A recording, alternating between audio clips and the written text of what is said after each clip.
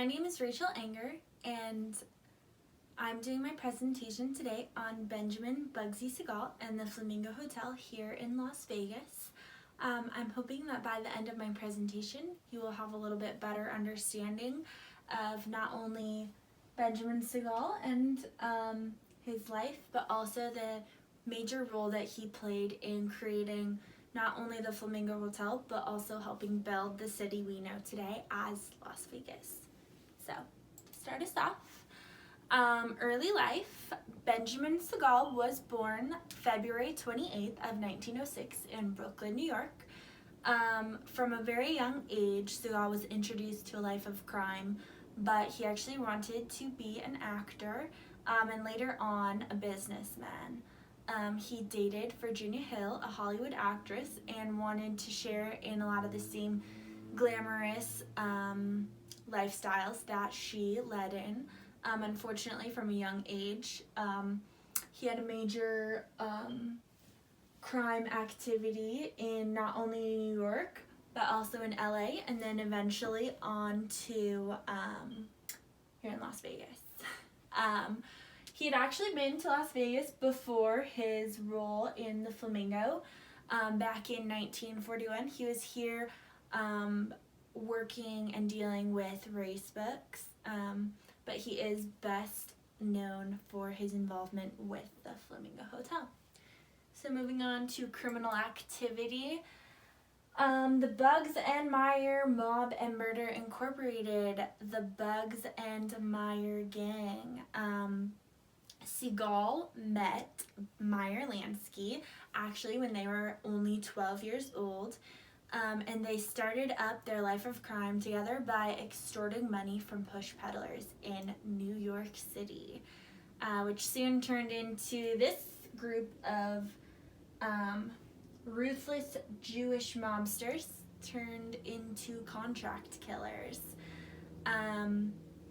Benjamin Siegel got the nickname Bugsy because he was said to be crazy as a bedbug, and he was notoriously quick and violent-tempered. Later on, he started working for Luciano, Charles Luciano, also known as Lucky.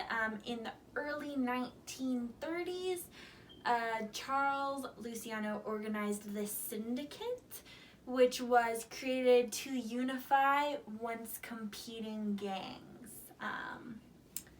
So he was the head of the mob. Moving on to the Flamingo, Billy Wilkerson actually created the original blueprints for the Flamingo Hotel. This was it.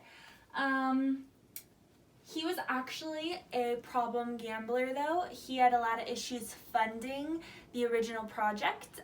Wilkerson's addiction caused him, unfortunately, to seek out the help of Charles Luciano, who eventually had Bugsy partnered with him, where Siegel and the mob were basically running the whole show of the Flamingo project while it was being built. Bugsy's involvement with his girlfriend, Virginia Hill, also made the plans for the Flamingo over the top, so extravagant that the budget went so far over. It was supposed to be a couple $1 million project. By the end of it, it had exceeded $8 million. And the Flamingo was still not even finished. Moving on to a little bit more about Wilkerson. This is Billy Wilkerson, created the original blueprints for the project. Siegel eventually took over the whole Flamingo project, and Wilkerson was forced to flee the country, unfortunately, due to his extensive debts to not only Siegel, but also to the mob. Siegel had been involved with the mob his whole life, but wanted to go straight and become a businessman. It was just a little too late for him on that one. Unfortunately, the delays of not only opening the Flamingo, but the massive overspending on the whole project led to real abundance of issues for Siegel in the end. The Flamingo, the opening and the reopening, it actually The Flamingo actually first opened on December 26 in 1946. Unfortunately, it only stayed open for about 2 weeks. He first opened it, but there was too much overspending, and they just hadn't finished it. They were trying to rush to open it because Luciano really wanted it to be open, but had to close 2 weeks later. The reopening was actually March 1st in 1947. And then by April is when Wilkerson was finally pushed out of the project. They gave him the boot, had to flee the country. But by April, the Flamingo was actually making a good amount of money. It was just a little too late for Siegel. Luciano had already made up his mind with what he wanted to have happen there. His overspending on the project, multiple openings, it was just too much. So in that same year, 1947, on June 20th, he was shot multiple times with a rifle through the window of his girlfriend's house in California. Unfortunately, right after he had died, a couple members of the syndicate were reported to have stormed the Flamingo and taken it over.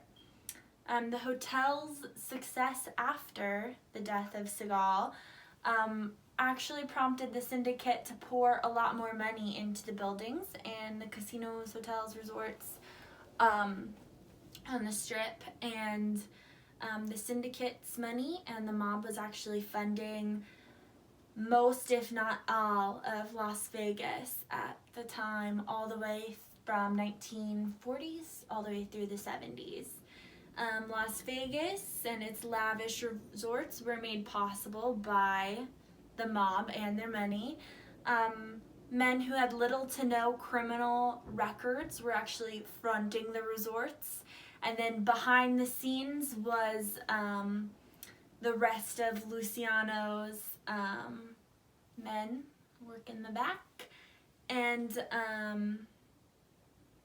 Luciano was the syndicate's accountant, and therefore he was responsible for collecting and dividing the skims that they were taking from the hotel, while the people without the criminal records were in the front doing what seemed to be legitimate business. So this is Siegel when he died. This is him on the couch of Virginia Hill, his girlfriend at the time. Someone was actually in the back and with a rifle shot him through the window. And then these were the men that went into the Flamingo right after under Luciano's order.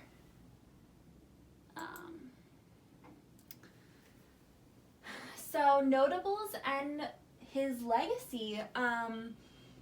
Benjamin Siegel was a really big part of why the Flamingo is the way that it is. He had a major hand in that. He's had movies made about him. This movie, Bugsy. This is one of his best known books, but he has numerous books written about him, and he does hold a spot in the Mob Museum here in Las Vegas. You can visit it. And the Flamingo still stands today. It makes a lot of money. They're a great business, great company to work for. And it's all because of Siegel and the efforts that he made towards the project and towards the creation of what we know as Las Vegas today. So from the 40s all the way through the 70s, through the Prohibition, everything was run by the mob up until Howard Hughes came as the first real businessman in Las Vegas, and he really got the mob out, legitimized a lot of the things that were going on here. And Siegel was one of the people, though, that gave Howard Hughes a real foundation to work with. He built Las Vegas essentially from the ground up, and then once the mob was out, that's what we know as Las Vegas today.